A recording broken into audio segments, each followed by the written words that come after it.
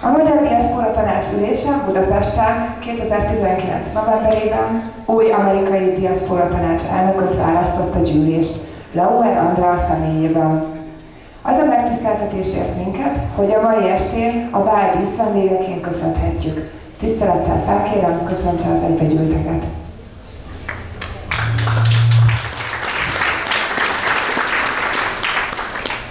Thank you very much, Consul General, and congratulations again to Erika Bokor and Joe Megyeri. Now I invite our guest of honor, Anrea Rice Lauer, President of the American Diaspora Council and Hungarian American Coalition, to the stage.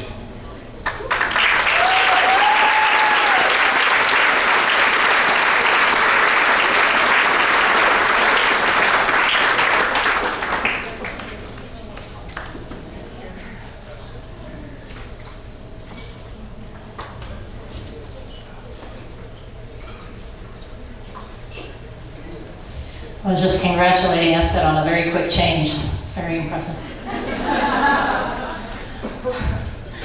Good evening, Hungarian Club of Chicago. I am thrilled to be here, although for this Georgia girl, it's a little chilly around these parts. We haven't seen snow like this down in Georgia in a good long time. But it's a good thing I'm also Hungarian because, of course, I know what to do. Have a little pálinka to warm things up. Right?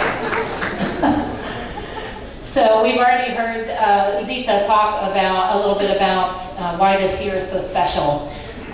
States Andrea asked me to talk a little bit about that as well as the Magyar Diaszpóra tanács. So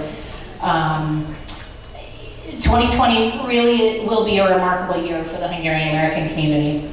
In 2019, we celebrated the 30th anniversary of the fall of communism in Central and Eastern Europe.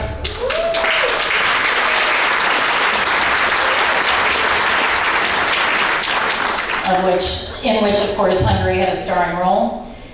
In 2020, while we solemnly remember the 100th anniversary of the Treaty of Trianon, we will celebrate the Nemzeti Összetartozás éve, the year of Hungarian unity, and the erős magyar közösségek éve, the year of the strong Hungarian community.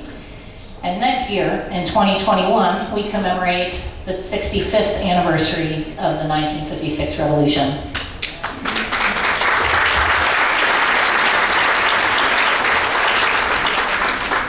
These 3 years, back to back to back, provide us a unique opportunity to not only strengthen our own Hungarian American community, but also to reach beyond.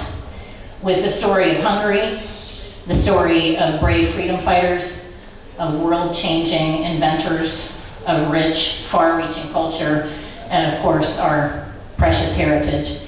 And we share the fascinating story of Hungarian Americans, a small but mighty and impactful ethnic group that has influenced everything from the Statue of Liberty to Napa Valley wine country, to Hollywood, to Silicon Valley, to Fifth Avenue, and so much more. I am indeed honored to be here this evening to learn about your work and to celebrate the Chicago Hungarians, because as we all know, you are the driving force behind our community. Local leaders, teachers, dancers, singers, organizers, volunteers who work tirelessly to pass on our heritage. You are the ones that make the magic happen. There's so many passionate, wonderful people in the room tonight. I know I've only met a handful of you so far. I hope that will change shortly. Please allow me to mention just a handful of wonderful longtime friends. States Andrea, thank you for the invitation, my dear.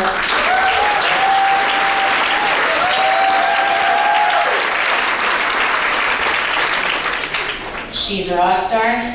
Joka Jutka,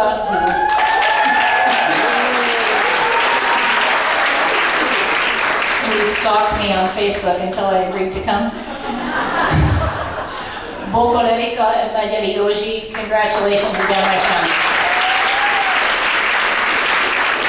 I'm so unbelievably happy I was able to see you receive this very richly deserved honor in person. Dimitar András, I don't know where you went. There we go. Benchik Zita, who I know has worked in this community and done so much here in Chicago.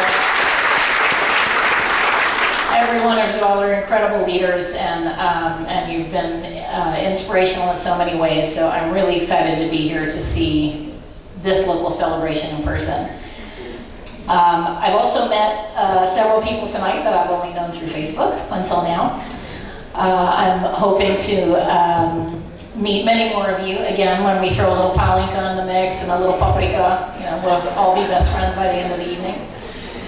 I'd like to give also a special shout out, especially because of the table that I'm seated at tonight, to the non-Hungarian spouses.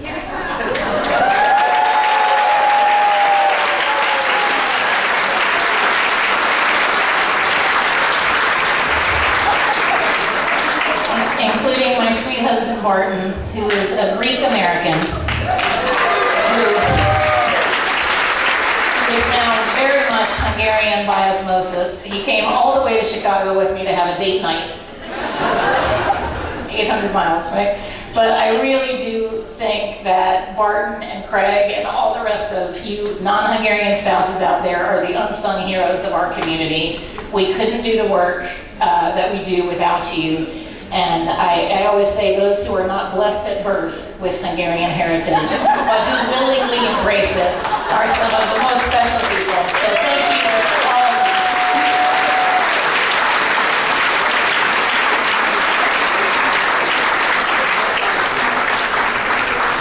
I was asked to speak for a few moments on the topic of the Magyar Diaszpóra tanács, the Hungarian Diaspora Council. I'll speak in more detail about this tomorrow when I'll have the opportunity to meet several of you in person, but just to provide a quick summary. The council was created 8 years ago by the Hungarian government as a way to reach out to Hungarian diaspora communities worldwide. Currently, there are approximately 30 US leaders from 15 states.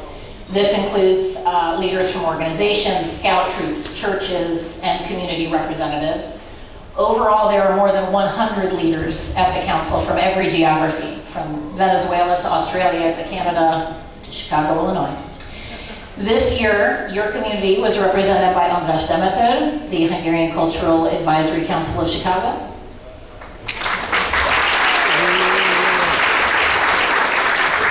And Józsi Megyeri, representing Magyar Baráti Közösség, Hungarian Community Friends.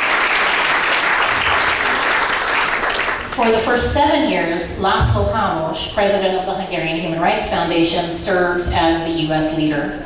He was re-elected by the US representatives 4 times until his tragic passing in 2019.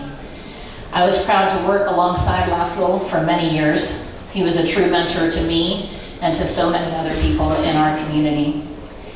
This November, I was honored to be elected to succeed him in this position. My colleagues, Csilla Grauser, who is here this evening, president of the Minnesota Hungarians and honorary consul there,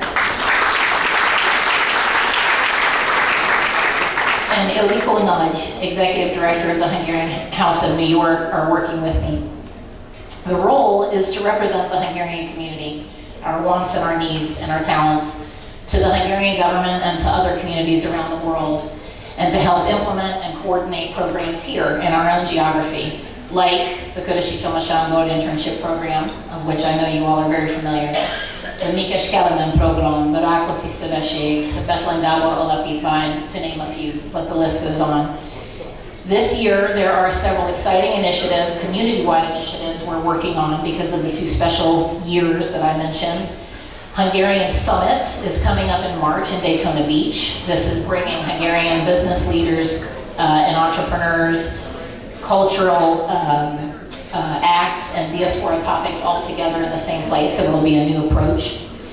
During that conference, a North American tour of EDDA will also take place. This is a great example of cooperation between Canadian and American diaspora members, and we hope this will start a tradition of global cooperation.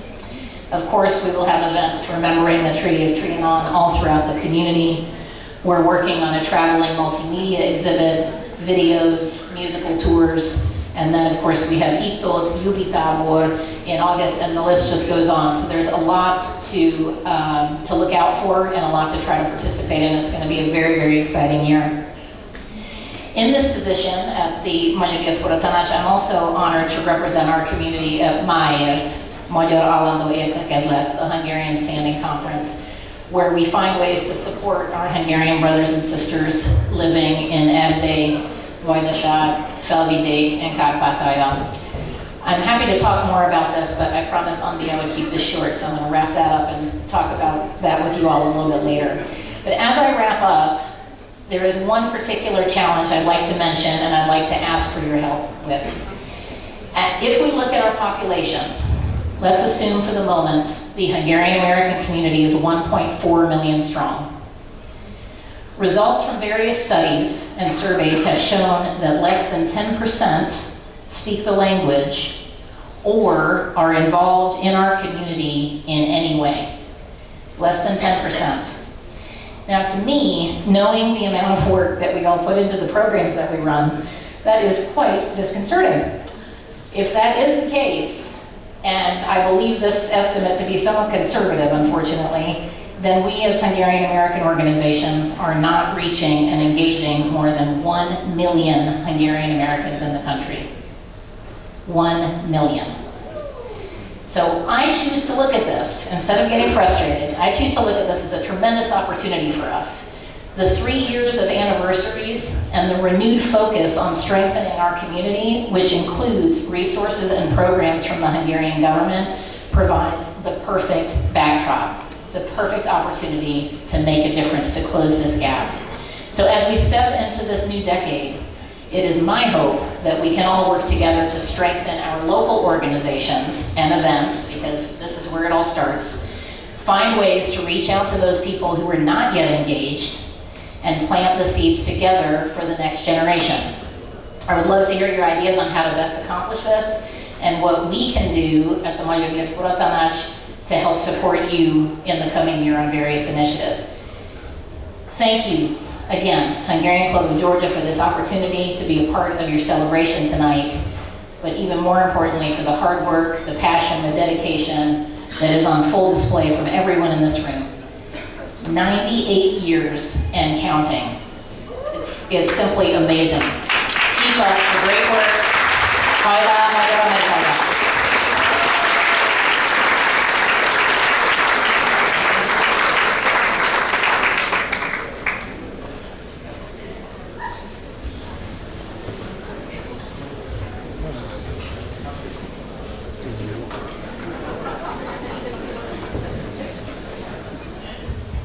Köszönjük szépen elnök asszony szavait!